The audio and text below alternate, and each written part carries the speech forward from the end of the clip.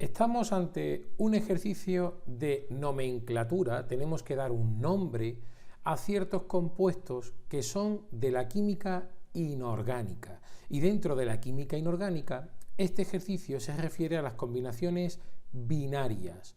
¿Por qué? Pues porque son moléculas que están compuestas por dos tipos y solo dos tipos de átomos. Las combinaciones binarias pueden ser muchas. Nos vamos a ceñir en este ejercicio a lo que son los hidruros, que son aquellos en los que uno de los tipos de átomos, ¿verdad? Que hemos dicho eran dos tipos de átomos distintos, pues uno de esos tipos de átomos es el hidrógeno. Ya estamos situados dentro de lo que sería la nomenclatura inorgánica, pues ya estamos situados dentro de qué apartado tenemos que trabajar. Nos dan 5 compuestos distintos y los vamos a tener que nombrar, pero lo vamos a hacer de 3 modos distintos. Vamos a usar la nomenclatura de composición, la nomenclatura de adición y la nomenclatura de sustitución. Te recuerdo que voy a usar en todo momento la nomenclatura que la IUPAC aconseja desde el año 2005. Podríamos decir que es la nomenclatura oficial en el mundo de la química desde entonces. Para poder tener más orden a la hora de nombrar, lo que vamos a hacer es que vamos a empezar viendo la nomenclatura de composición y lo vamos a hacer a partir de una tabla. Fíjate que te presento una tabla en la cual he puesto la fórmula de cada uno de los compuestos que nos piden y vamos a nombrar dentro de la nomenclatura de composición de 3 formas distintas. Había 3 modos de nombrar en la nomenclatura de composición. La primera serán los prefijos numerales. La segunda, el número de oxidación. Y la tercera, el número de carga. Ahora vamos a ir viendo cada uno de los nombres y cuándo se pueden usar las 3 y cuándo no. Después nos iremos a la nomenclatura de adición y por último a la de sustitución. Vamos a empezar con el primero de los compuestos que tienes aquí, que es el NH3. El nombre dentro de los prefijos numerales sería el siguiente. Te recuerdo, lo que hacemos es que leemos desde la derecha hacia la izquierda y cada vez que nos vamos a encontrar un número, lo que hacemos es poner el prefijo latino correspondiente. Así que tendríamos que es el trihidruro de nitrógeno. Fíjate que el nombre es tal cual. Trihidruro de nitrógeno. El tri, ese prefijo, haría referencia al 3 como subíndice que acompaña al hidrógeno, hidruro porque el hidrógeno está escrito a la derecha de la fórmula y nitrógeno, que es el elemento que está escrito a la izquierda. ¿Cómo sería el número de oxidación? Para ello es muy importante saber los números de oxidación de los átomos. Como el hidrógeno solo puede tener 2 estados de oxidación, que serían +1 y -1, para que nos entendamos, más y menos, al estar escrito a la derecha de la fórmula, está siempre actuando con el estado de oxidación negativo. Por lo tanto, el nitrógeno ha de ser positivo. Vamos a pintar aquí la fórmula. Como tenemos 3 átomos de hidrógeno, el subíndice me dice cuántos átomos de hidrógeno hay en la molécula, y el estado de oxidación es el -1, que se denota como menos, quiere decir que tendríamos 3 cargas negativas, por lo tanto, para que la molécula sea neutra, el estado de oxidación del nitrógeno tiene que ser 3 más 3 cargas positivas, de forma que cuando hagamos la suma, 3 por -1 menos 3 más 3 nos dé 0.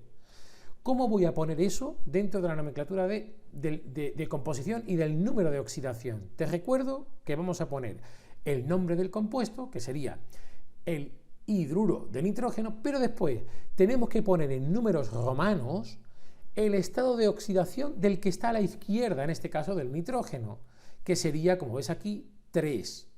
Muy importante, no dejamos espacio entre la O del nitrógeno y el paréntesis, que es obligatorio, ¿verdad?, que va a encerrar al 3 en números romanos. Así que el nombre sería hidruro de nitrógeno 3. ¿Podríamos usar número de carga para esta molécula, para el NH3? La respuesta es no.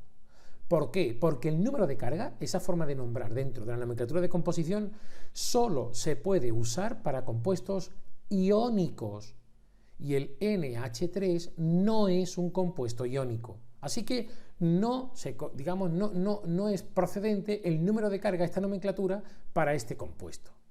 Cuidado porque si no estás seguro de si el compuesto que tienes es o no iónico, es mejor que no uséis esta nomenclatura. Nos vamos al siguiente caso, CUH. ¿Cuál será su nombre dentro de lo que serían los prefijos numerales? Fíjate que no tiene ningún subíndice y lo tendríamos que nombrar en este caso de la siguiente manera. Monohidruro de cobre. ¿Por qué tenemos que poner el mono delante? Pues porque el cobre puede tener dos estados de oxidación distintos. Eso me obliga a especificar qué hidruro de cobre es. Como es el que tiene subíndice 1, por eso procede el prefijo mono que estás viendo aquí.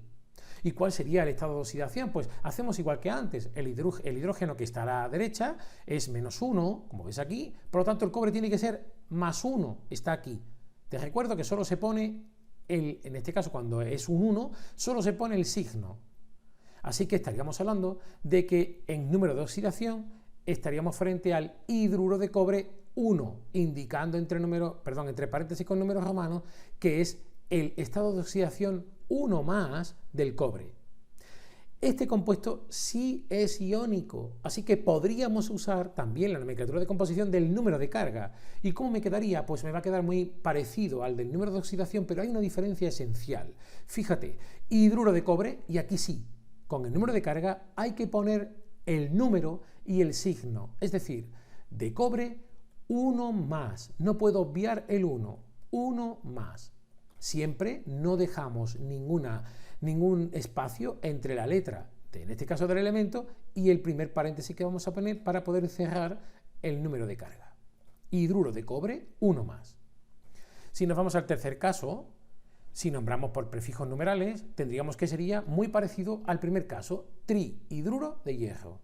Fíjate, trihidruro de hierro. El número de oxidación, ya lo sabemos, ¿verdad? Es un caso muy parecido. Tendríamos el 3 por -1 menos 3, luego el hierro es 3 más, y tendríamos que colocarlo. Y sería el hidruro de hierro 3. Y como es un compuesto iónico, podemos también usar el número de carga. ¿Cómo nos quedaría? Pues hidruro de hierro 3 más. ¿Ves? Ahora se corresponde con el número de oxidación que tiene aquí el hierro. Nos vamos al siguiente compuesto, ZnH2, aquí lo tienes. Si lo hacemos por prefijos numerales, nos quedaría dihidruro de zinc, ¿verdad? Luego ponemos el nombre tranquilamente. Y usando el número de oxidación, ¿cómo nos quedaría? Mucho cuidado porque aquí viene una excepción. Cuando el elemento que tenemos a la izquierda solo tiene un único posible estado de oxidación, como es el caso del zinc, que lo tienes aquí, sería el 2 más, solo tiene este estado de oxidación, no lo indicamos dentro de la nomenclatura de composición por el número de oxidación. Así que me quedaría solo como hidruro de zinc, porque es que no puede ser nada que no sea 2. Así que obviamos entre paréntesis ese número de oxidación en números romanos. Como es un compuesto iónico, sí podríamos usar el número de carga. Y como me quedaría, ahora sí estamos obligados a poner cuál es su estado de oxidación y me quedaría como hidruro de zinc 2 más. Por último, nos vamos al AsH3. Seguro que ya sabes cuál va a ser el nombre usando los prefijos numerales.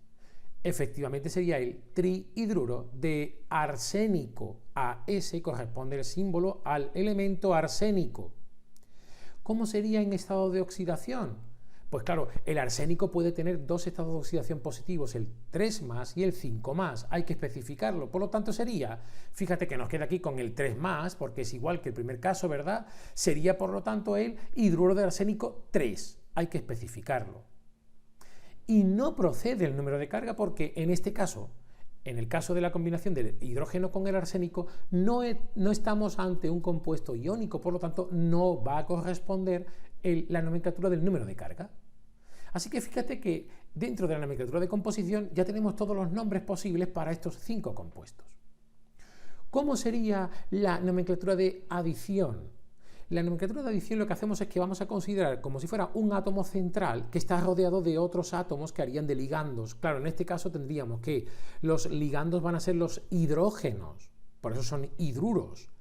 y tendríamos como un átomo en medio rodeado de estos hidrógenos. ¿Qué ocurre? Pues que si te das cuenta, cuando vayamos a nombrar de esta forma, en este tipo de combinaciones binarias, en realidad me voy a quedar solo con los prefijos numerales. Así que la nomenclatura de adición va, digamos, a coincidir, en este caso, con lo que hemos llamado los números o la decomposición de prefijos numerales. Y serían estos que tienes aquí: trihidruro de nitrógeno, monohidruro de cobre, trihidruro de hierro, dihidruro de zinc y trihidruro de arsénico. Por lo tanto, no hay diferencia. Y la última, que era la de sustitución, la nomenclatura de sustitución, sí que podemos ver que sería distinta para el caso de dos de los compuestos. ¿Cuáles son? Pues aquellos que no hemos podido poner números de carga, fíjate, que serían el NH3 y el ASH3. ¿Por qué? Pues porque esta nomenclatura de sustitución es para en este caso, para los átomos no metálicos, el nitrógeno y el arsénico.